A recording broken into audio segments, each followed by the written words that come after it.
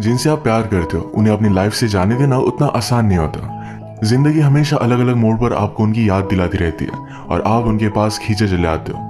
Hello friends, आज मैं आपको इसी ब्यूटीफुल सी थीम पर based marriage is a crazy thing एक कोरियन मूवी एक्सप्लेन करने वाला हूँ। इस मूवी की रिलेशनशिप को बहुत ही कॉम्प्लेक्स तरीके से दिखाया गया है जो कई लोगों को गलत लग सकती है और कई लोगों को सही। तो बिना किसी देरी के एक्सप्लेनेशन स्टार्ट करते हैं।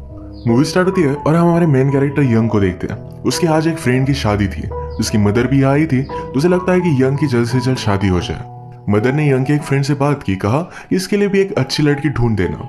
अब इसी वजह से फ्रेंड यंग की एक ब्लाइंड डेट फिक्स कर देता है। उस लड़की ने KFC के सामने न्यूज़पेपर हाथ में रखकर खड़ा होने के लिए कहा था।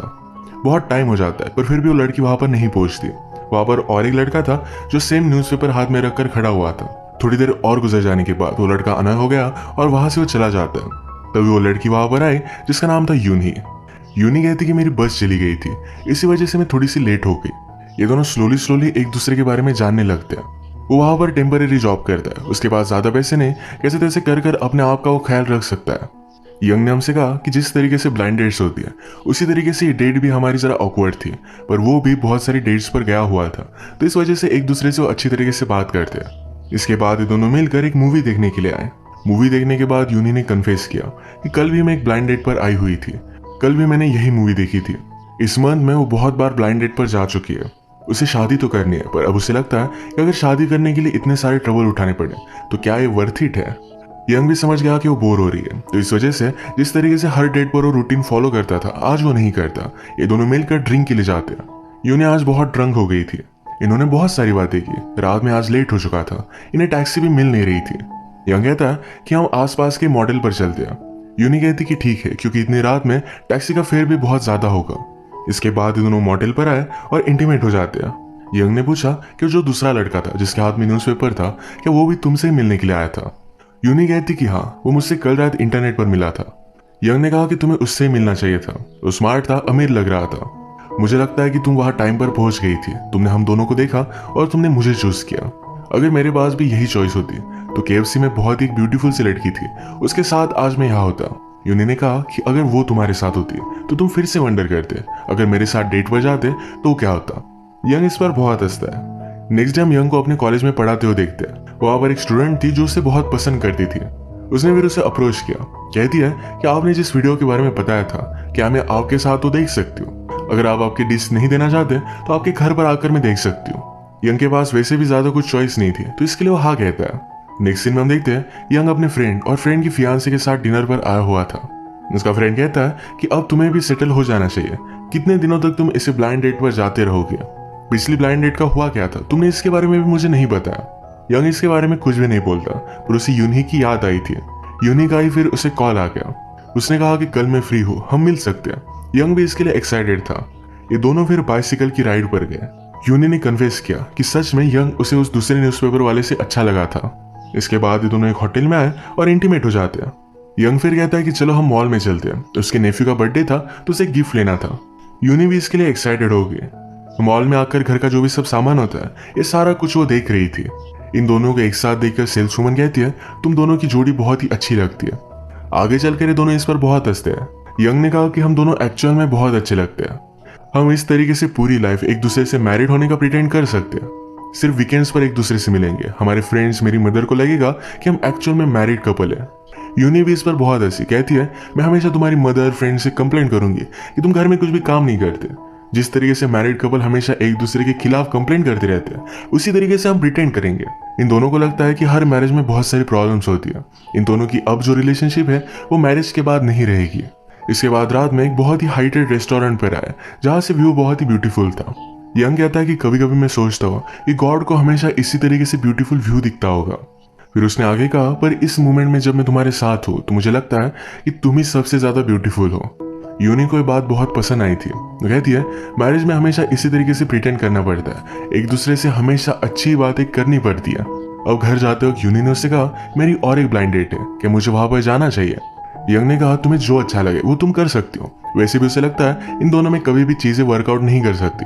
वो यूनी से कहता है तुम शादी नहीं तो एक पैकेज ढूंढ रही हो, तुम्हें एक वेल सेटल हस्बैंड चाहिए जिसके साथ तुम बहुत ही सेफ रह सको, जो मैं तुम्हें कभी भी दे नहीं सकता। अगर हम दोनों ने शादी की तो हम कभी भी एक दूसरे पर ट्रस्ट नहीं कर पाएंगे। हम दोनों एक दूसरे पर चीट करते रहेंगे, हमेशा एक दूसरे से झूठ कहते रहेंगे। इस तरीके का मैरिज उसे नहीं चाहिए।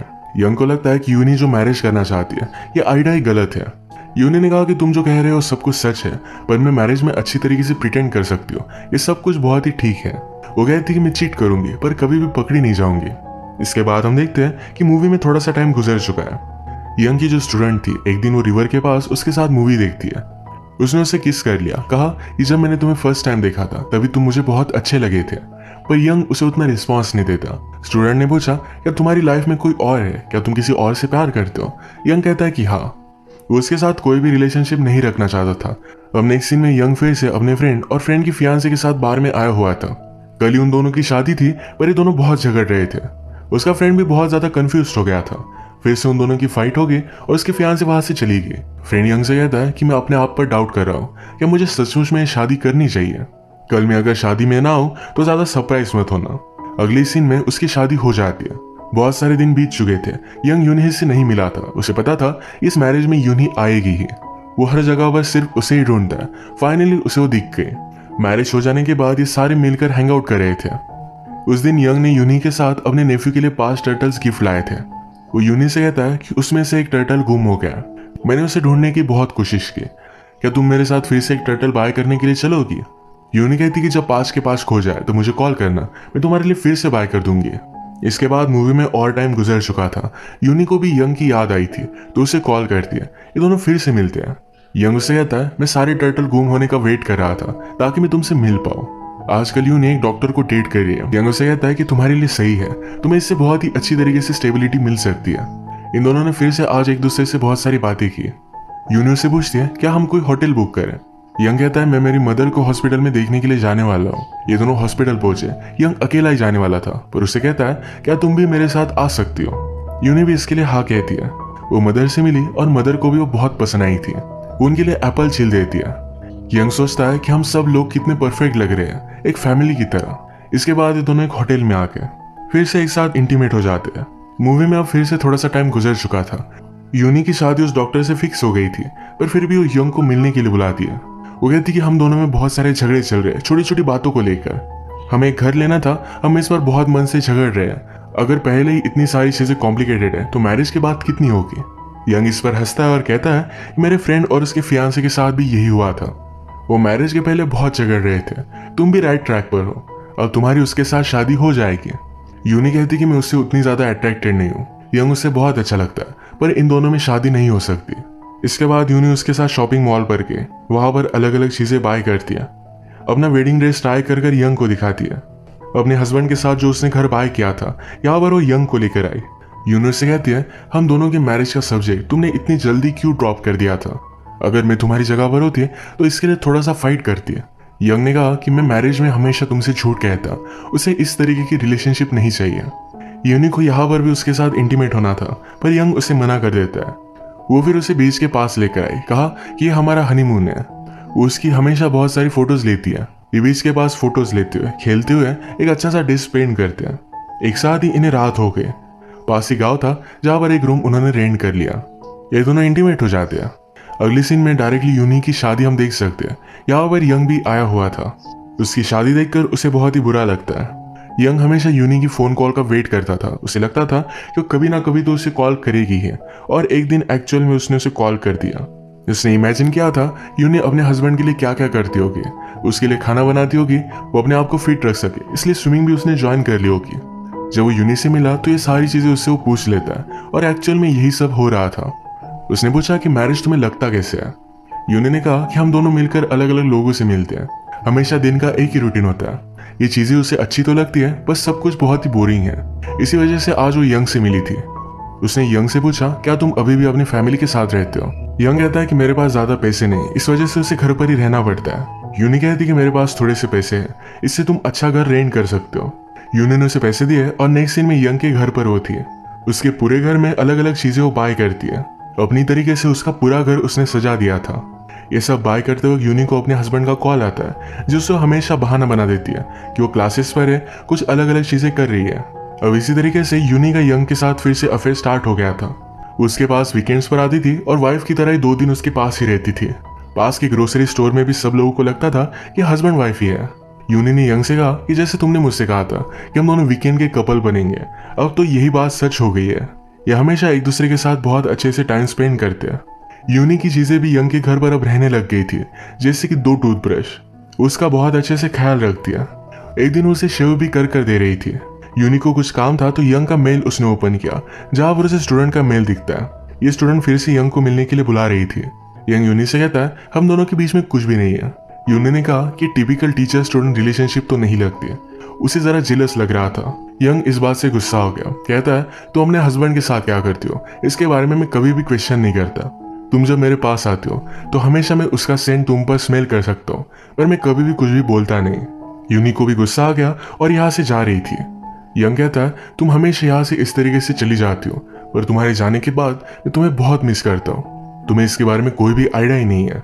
इस फाइट के बाद ये दोनों बहुत हर्ट हो गए थे। यंग ने उसे बोल भी दिया था कि फिर से यहाँ पर वापस मत आना। थोड़े दिन बीत गए और यंग का बर्थडे आया। उसे कॉल आया, पर ये उसकी मदर का था। उसे वो विश कर रही थी। जाने से पहले यूनी ने उनके कपड़े धोकर बाहर डाले थे। अब बारिश आ रही थी तो सारे कपड़े भीग जाते हैं। यंग अपने लिए नूडल्स लेने के लिए बाहर गया था। जब वो वापस आया तो देखता है कि बाहर के कपड़े अब घर में हैं। उसे अच्छा लगा कि यूनी वापस आ चुकी है। उसने उसके लिए केक भी लाया था। वो यूनी को गले लगा लेता है। तभी उसे कॉल आ गया जो उसके हस्बैंड का था।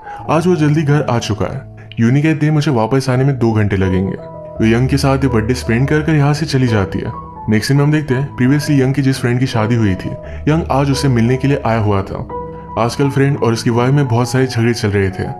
यंग उसे कहता है तुम्हें अपने मैरिज के लिए फाइट करना चाहिए, तुम भी जरा एफर्ट्स डालो। यहाँ पर हम यंग की कैरेक्टर डेवलपमेंट को देख सकते हैं। पहले वो किसी भी रिलेशनशिप में आने के लिए रेडी नहीं था, और वो रिलेशनशिप में एफर्ट्स डालने के लिए रेडी था। जब वो वापस घर पर आया तो यूनी उसका वेट कर रही थी। इन्हें अपने फ्रेंड्स के बारे में डिस्कस करते हैं। यूनी को लग रहा था अगर उनके फ्रेंड एक साथ मैरिज में खुश नहीं है तो उन्हें एक दूसरे से दूर चले जाना चाहिए। यंग कहता है कि सारी चीजें इतनी आसान नहीं होती, क्या तुम ये चीज कर सकती हो? यूनी कहती कि हाँ मैं कर सकती हूँ, पर यंग ने कहा कि नहीं, तुम्हें नहीं कर सकती। यंग कहता है कि प्लीज यहाँ फिर से वापस मत आना। वीडियो में आगे बढ़ने से पहले मैं आप सबको आज के स्पॉन्सर के बारे में बताना चाहता हूँ, 1xBet। इस वेबसाइट पर आप फ्री में लाइव मैचेस देख सकते हो। स्पोर्ट्स में बेटिंग कर भी आप यहाँ से पैसे कमा सकते हो। वीडियो के डिस्क्रिप्शन में मैंने वेबसाइट का लिंक दे दिया है, और टेल्स ये प्रोमो कोड भी आप यूज कर सकते हो। लिंक या प्रोमो कोड से अगर आप साइन अप करते हो तो आप जो भी डिपॉजिट करोगे उस पर 130% एक्स्ट्रा बोनस आपको मिलेगा। तो जाकर एक बार इस वेबसाइट को जरूर चेक कीजिएगा। मैं तो आपसे फ्री के मैचेस यहाँ पर ही देखूंगा। पर नेक्स्ट सीन में फिर से उसके साथ ही थी। वो हमेशा उन दोनों की जो भी फोटोज लेती है इसका एल्बम रेडी कर रही थी। उसने लंच बनाना स्टार्ट किया, पर यंग कहता है आज मुझे तुम्हारे हाथ का कुछ भी नहीं खाना।